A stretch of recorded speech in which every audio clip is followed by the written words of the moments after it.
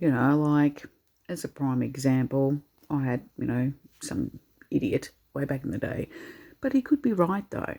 He says, oh, you're going to die a lonely, woman. You're going to have no one. Oh, yeah, he was adamant. It was like he sort of like predicted my future. If that's the case, so be it, man. Like, so be it. It's not my fault that I attract undesirables most of the time. That ain't my fault.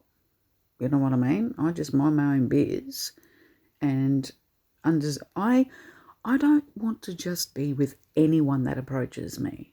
Look, let me be very clear, and I want you guys to listen closely in what I'm saying. What does that mean when I say that?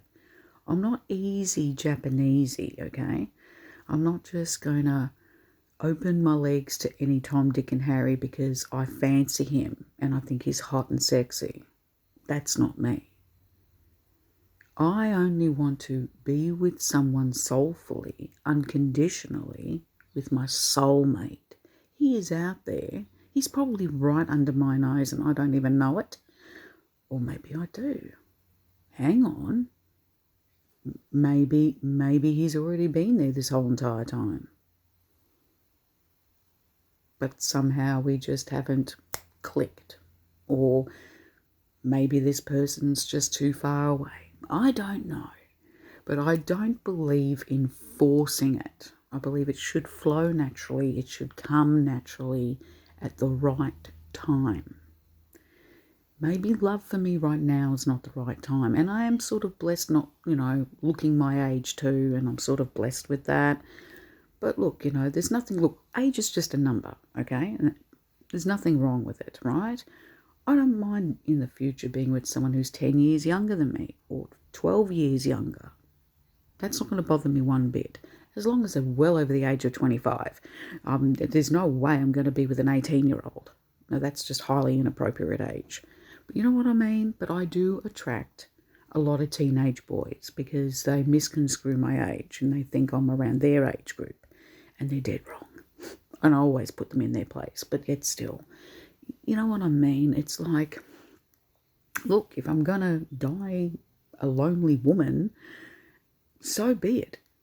God knows how many people I've been with all my past lives. So if I've already experienced it in my past life, is it really such a big deal that I don't experience true love and my soulmate and twin flame or whatever in this life?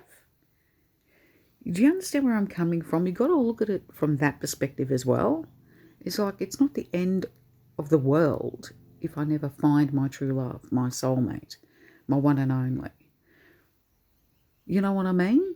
That's how I look at it. I don't believe that I have to go through 30 or 40 men to find the right one. What, does that mean I have to sleep with 40 men? No. Do you understand what I'm saying? I do have self-respect. I do have morals. I do have standards. And whoever my soulmate is, I expect them to have similar values or whatever. But look, if that guy was right and he predicted that I'm never going to be with anyone and I'm going to die a lonely woman or whatever, well then, if I ever bump into him again or hear from him again, I'll say, hey, you were right. I'm 60 and I've got no children and I'm not married and that. And you know what? No big deal, because I know in my previous lives I had multiple, relationships and children, and I experienced motherhood and whatever because of all the past lives. So that's just how I look at it. You know what I mean? But hey, when the right time comes, don't worry. I will definitely get out there in the dating pool, but I'm not going to sleep around with every single person I go out on a date with.